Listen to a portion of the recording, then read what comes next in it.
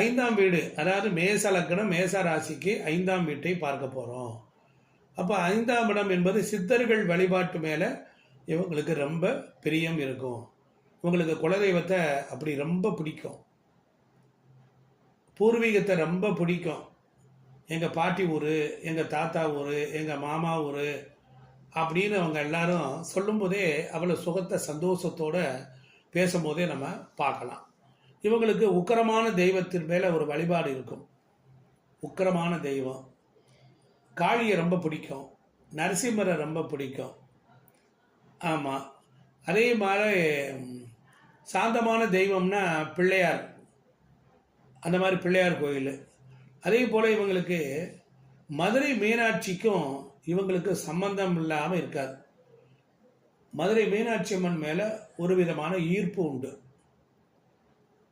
அதே போல் தாடி வச்சுக்க விரும்புவாங்க. கொஞ்சம் அவங்க வீடுகள்லாம் சிம்ம ராசியில் இருக்கிறனால அவங்க வீடுகள்லாம் குனிஞ்சு போகிற மாதிரி இருக்கும். ஏன்னா லாஜிக் எழுதிங்க, சிம்மம் என்பது குகை. சிங்கம் எங்கே வாழும்? வளைஞ்சு நெளிஞ்சு ஒரு குகைக்குள்ளே போய் முடியும். அப்போ அது குனிஞ்சு தான் போகணும். அப்போ புரியுதுங்களா? அப்போ குகைன்னு சொன்னாலே இதுக்கு லாஜிக் வேணும். இந்த இடத்துல எனக்கு இதை சொல்லி கொடுத்தவர் தங்கப்பாண்டியன் ஐயா அவர்கள், அஸ்ட்ராலஜர் தங்கப்பாண்டியன் ஐயா அவர்கள். அவரோட நான் நெருங்கி பழகுவதினால் அவர் பாடங்களில் சின்ன சின்ன விஷயங்கள்லாம் அவர் எப்போவுமே பேசினா அஸ்ட்ராலஜி தான் பேசுவார். ஸோ அதனால் லாஜிக் எல்லாம் அவர் தான் அழகாக சொல்லுவார். அப்போ இவங்களுக்கு எடுத்துக்கிட்டிங்கன்னா பூர்வீக இல்லைன்னா அஞ்சாம் இடம். அப்போ பாருங்க, ஒரு இடம், பதவி, அதிர்ஷ்டம், புகழ், பெருமை, கௌரவம் அதெல்லாம் இவங்களுக்கு ரொம்ப பிடிக்கும். ரொம்ப டீசெண்டாக இருப்பாங்க. ஆமாம். அப்போ மேசராசிக்கு அஞ்சாவது வீடு சூரியனோட வீடாக வருது. அப்போ நல்ல புகழ்ந்துக்கிட்டே இருக்கணும். அப்படின்னாலே அவங்கள பார்த்தவொடனே வாங்க உட்காருங்க அப்படின்னா, நான் உங்களை தான் இந்த வரைக்கும் எதிர்பார்த்தேன், நீங்களே வந்துட்டீங்க அப்படின்னு சொன்னோம்னா அவங்களுக்கு ரொம்ப சந்தோஷம் வரும். அதனால் இந்த மாதிரியான ஒரு அனுக்கிரகம் சிம்மத்துக்குள்ளே தொடர்பு வந்துடும். கொஞ்ச நாள் ஆக பார்த்தா மேசம் சிம்மமாக மாறும், சிம்மம் மேசமாக ஆகிடும். அது மாதிரி இருக்கும். அப்போ ஏன்னா மேசத்துக்கு சூரியன் உச்சமாகிற வீடு இல்லையா? அப்போ கௌரவம் ஜாஸ்தி, சுய கௌரவம்லாம் பார்ப்பாங்க. அவங்களும் இறங்கி போக மாட்டாங்க. எப்போவுமே சூரியன் இருக்கிற இடத்துக்கு நாம் தான் போகணும். ஒன்று, இவன்லாம் ஒரு ஆளை நான் அவன் தேவைப்பட்டால் அவனை என்னை வந்து பார்க்கட்டும், நான் ஏன் போய் அவனை பார்க்கணும் அப்படிங்கிறதெல்லாம் அது மேசம்தான் அப்படின்னு ஒளிஞ்சிக்கிட்டு இருக்குது. அப்போ ஆடு அப்படின்னு வச்சுக்கோங்க, அது பார்த்தீங்கன்னா கிருகிருன்னு மேலே ஏறி ஓடிடும், ஒரு மேலே இறங்க தெரியாது. ஆமாம், ஆடு தலையை கீழே போட்டுச்சுன்னா வச்சுங்க, ஆடு பின்னாடியே இதெல்லாம் போகும். அப்போ சொல் பேச்சு யாராவது சொன்னால் அது கரெக்டாக தான் இருக்கும்னு நினச்சிட்டு கேட்பாங்க. மற்றவங்களுக்கு வழிகாட்டும் போது இவங்களுக்கு ஒரு யோகம் வரும். இவங்க வழிகாட்டும் போது தான் வாழ்க்கையில் ஒரு போராட்டத்தை சந்திப்பாங்க. அப்போ போராட்டத்திற்கு பிறகு தான் இவங்களுக்கு தடைக்கு பின்னால் தான் வெற்றி உண்டாகும். ஏன்னா கேது என்பது ஒரு தடையை குறிக்கும். ஏன்னா கேதுங்கிற நட்சத்திரம் தடைக்கு பிறகு தான் வெற்றியை கொடுக்கும். தடைக்கு பிறகு தான் வெற்றியை கொடுக்கும். அப்போ அதிர்ஷ்டம் அங்கே பாருங்கள், அஞ்சாம் இடத்துல பூர நட்சத்திரமும் இருக்குது. பூரம் அப்போ சுக்கிரன். இவங்க மனைவி நல்ல நிர்வாக திறமை உள்ளவங்களாகவும் ஆச்சார அனுஷ்டானம் உள்ளவங்களாகவும் இருப்பாங்க. வீடுகளில் இந்த பெட்டு அனிமல்ஸ்லாம் வளர்த்து வர்றவங்கெல்லாம் இவங்க தான் இருப்பாங்க. அதே போல் சகோதர பாசம் அவங்களுக்கு அப்படி பிடிக்கும். எங்கள் அக்கா வந்துட்டாங்க, என் அண்ணன், என்னுடைய தங்கச்சி அப்படின்னு. ஆனால் அவங்க தான் அவங்களுக்கு வில்லங்கமே. ஏன்னா 3ஆம் இடத்துல தானே செவ்வாயினுடைய நட்சத்திரம் இருக்கு இல்லையா? அப்போ அது 8 ஆடுறாரு இல்லையா? ஆனால் பிடிக்கும். ஆனால் அவங்களால தான் இவங்களுக்கு ப்ராப்ளம். அப்போ இரத்த சம்பந்தம் இருக்குது. அதே போல் பூரம் அப்படின்னா மூத்த சகோதரி, மனைவி, அத்தை பையன், அக்கா, அப்புறம் மாமன் மைத்துனர்கள், இவங்களை மாதிரி சார்ந்தவங்களை எல்லாம் அவங்களுக்கு ரொம்ப பிடிக்கும். அப்போ அது பாருங்கள், உத்திர நட்சத்திரம் அங்கே இருக்குது. அது சூரியனுடைய நட்சத்திரம் 5வது வீட்டில் உள்ளே இருக்குது. அப்போ அது பாருங்கள், உத்திர நட்சத்திரம் யாராவது இருந்தாங்கன்னா இடதுகை பழக்க வழக்கம் உள்ளவங்க அவங்க வம்சாவளியிலேயே பூர்வீகத்திலே இருப்பாங்க. அப்போ உத்தரம்னா லெஃப்ட் ஹேண்டு, உத்தரம் என்றால் இடதுகை பழக்க வழக்கம் அப்படி இருக்கும். அப்புறம் அதே மாதிரி ட்வின்ஸாக இருப்பாங்க. அப்போ ட்வின்ஸு வித்தியாசமான தோற்றம், ட்வின்ஸாக இருக்கிறதுக்கு வாய்ப்பு இருக்குது. உத்தர நட்சத்திரம் வந்து ட்வின்ஸ், ஏன்னா அது 2-3 பாதங்கள் வந்து புதனுடைய வீட்டில் போய் இருக்குது.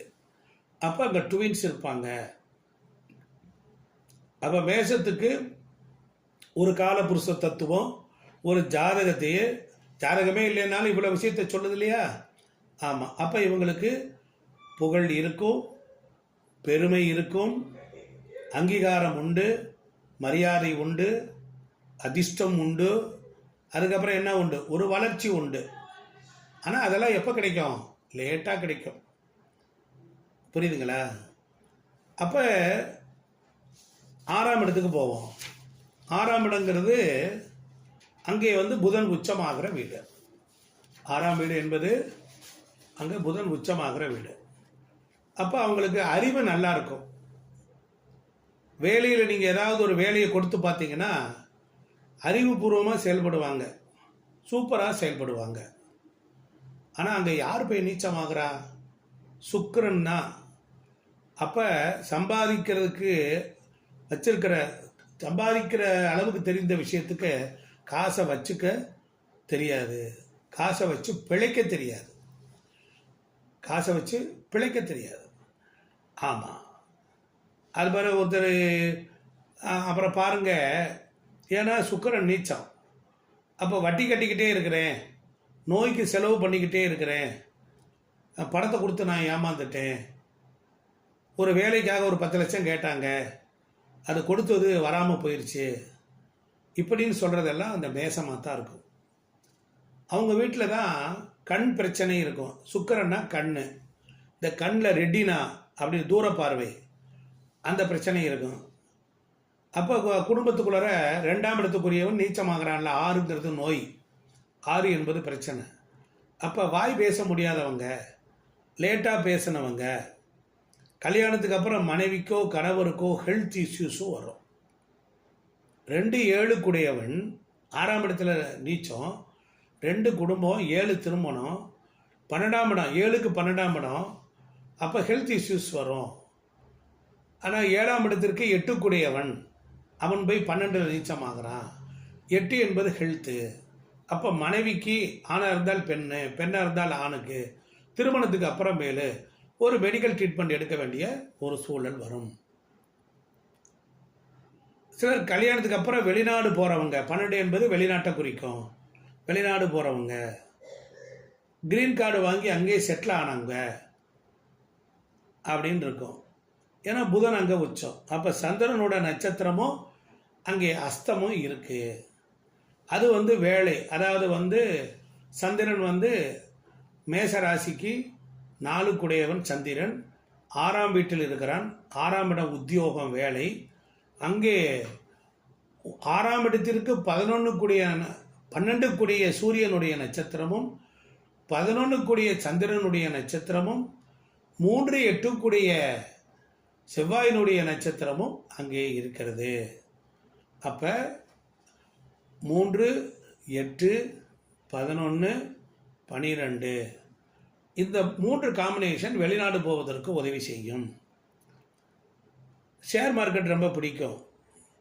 அப்போ போய் வேலையை போய் 3 தடவை மாற்றுவாங்க. ஒரே வேலையில் இருந்துட்டு 2 வேலையை பார்த்துக்கிட்டு இருப்பாங்க. ஷேர் மார்க்கெட்டு இவங்களுக்கு பிடிக்கும். மேசராசி திடீர் அதிர்ஷ்டத்தை நம்புவாங்க.